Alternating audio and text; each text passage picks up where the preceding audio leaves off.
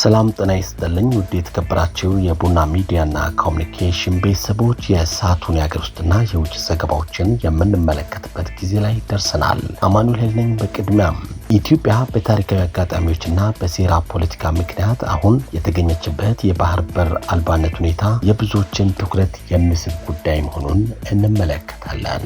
የሩሲያው ፕሬዝዳንት ቭላዲሚር ፑቲን የኢራን ጦርነት ዓለም አቀፍ የኢነርጂ ቀውስን እንደቀሰቀሰ በሰጡት መግለጫ የገለጹ ሲሆን የሆርሙዝ የባህር ወሽመጥ የትራንስፖርት መስመር ላይ ጥገኛ የሆነው የነዳጅ ምርት በቅርቡ ሙሉ በሙሉ ሊቆም እንደሚችልም አስጠንቅቀዋል።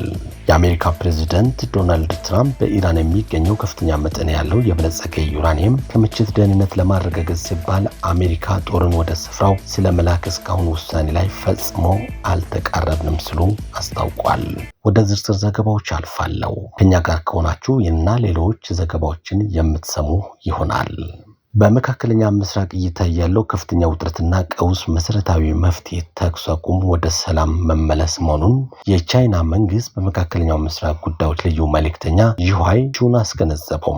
ልዩ መልእክተኛው ከሳውዲ አረቢያ የውጭ ጉዳይ ሚኒስትር ፋይሰል ቢን ፋርሃን አል ሳውዲ ጋር ባደረጉት ውይይት ውጥረቱ ይበልጥ እንዳይባባስና በንጹሃን ላይ የሚያደርሰው ጉዳት እንዲቆም ሁሉም ወገኖች ወታደራዊ እርምጃዎችን በአስቸኳይ እንዲያቆሙ ጥሪ አቅርበዋል። ቻይና በቀጠናው የሚታየውን ውጥረት ለማርገብ ገንቢ ሚናዋን ለመወጣት ዝግጁ መሆኗን አረጋግጠዋል። የሳውዲ አረቢያ የውጭ ጉዳይ ሚኒስትር ፋይሰል ቢን ፋርሃን አል ሳውዲ በበኩላቸው መካከለኛው ምስራቅ ከዚህ ቀደም ታይቶ በማይታወቀው ውስጥ መውደቁንና የጦርነቱ ነበልባል ወደ ባህረ ሰላጤው ሀገራት እየተስፋፋ መሆኑን አንስተዋል። ግጭቱ በቀጠናው አለመረጋጋትን ከመፍጠሩም ባለፈ ዓለም አቀፍ ኢነርጂ አቅርቦትና ለመርከብ ትራንስፖርት ደህንነት ከፍተኛ ስጋት መደቀኑን ሚኒስቴሩ ገልጿል። በመሆኑም ቻይና የተኩስ አቁም ስምምነት እንዲደረስ የምታደርገውን አዎንታዊ ሚና እንድትቀጥል ፍላጎታቸውን ማሳየታቸውን ሲጂቲኤን ዘግቧል።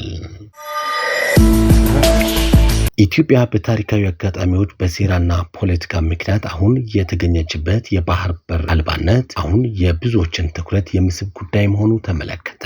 ይሁን እንጂ ታሪክ እንደሚመሰክረው ኢትዮጵያ በቀይ ባህር አካባቢ ገናና ስምና ዝና የነበራት ከመሆኑም ባለፈም የቀጠናውን የንግድና የጸጥታ ባለቤት የነበረች ታላቅ ሀገር ነችም ተብሏል። ኢትዮጵያ ቀደምት ባሉት ዘመናት እስከ ባብአል መንደብ ድረስ ባለው ሰፊ ግዛት የባህር ወንበዴዎችና አሸባሪዎችን ስርዓት በማስያዝ ረገድ ግንባር ቀደም ሚና ነበራት። ለቀጠናዊ ሰላምና ደህንነት ዋስትና ያላት ወሳኝነትም ከፍተኛ ነው።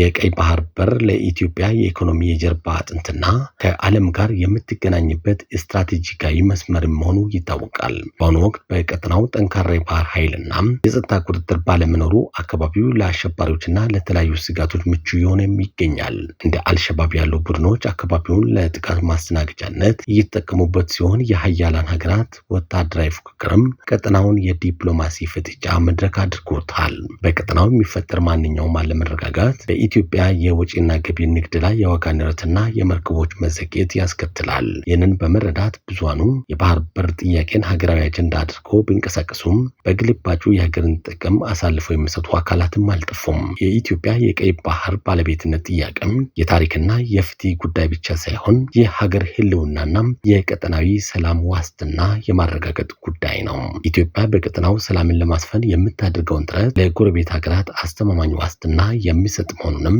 ሊሰመርበት እንደሚገባም ተገልጿል።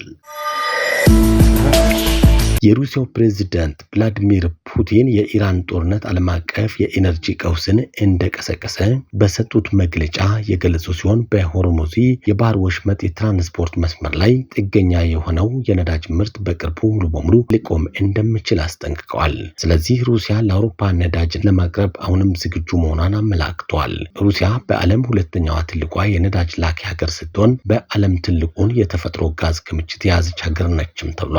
ከመንግስት ባለስልጣናትና ከሩሲያ ታላላቅ የነዳጅና ጋዝ አምራች ኩባንያዎች ኃላፊዎች ጋር በቴሌቪዥን በተላለፈ ስብሰባ ላይ ንግግር ያደረጉት ፑቲን የአውሮፓ ደንበኞች ከፖለቲካ ነፃ ወደ ሆነ የረጅም ጊዜ የትብብር ማዕቀፍ ለመመለስ ከፈለጉም ሞስኮ ዳግም አብራችሁ ለመስራት ዝግጁ መሆኗን ገልጸዋል። የአውሮፓ ኩባንያዎችና የገዢዎች አቋማቸውን በድጋሚ ፈትሸውም ከፖለቲካዊ ጫናዎች ነፃ የሆኑ የረጅም ጊዜ ዘላቂ ትብብር እንዲኖረን ከወሰኑም እኛ ይህንን ፈጽሞ አልጥላንም ብሏል ፑቲን። ከአውሮፓውያንም ጋር አብረን ለመስራት ዝግጁ ነን ሲሉም ጠቅሷል።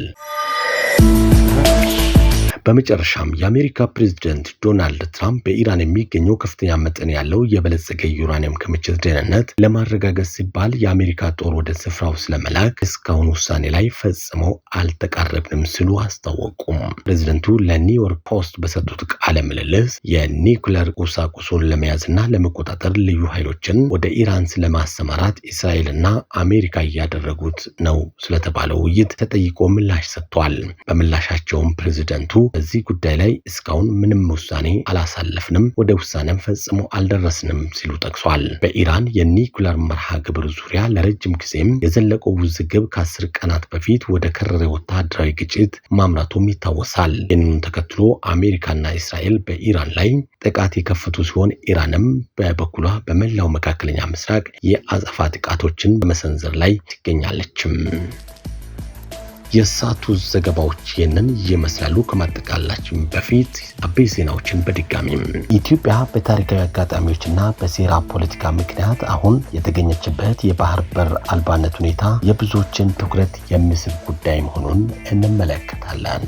የሩሲያው ፕሬዝዳንት ቭላዲሚር ፑቲን የኢራን ጦርነት ዓለም አቀፍ የኢነርጂ ቀውስን እንደቀሰቀሰ በሰጡት መግለጫ የገለጹ ሲሆን በሆርሙዝ የባህር ወሽመጥ የትራንስፖርት መስመር ላይ ጥገኛ የሆነው የነዳጅ ምርት በቅርቡ ሙሉ በሙሉ ሊቆም እንደሚችልም አስጠንቅቀዋል።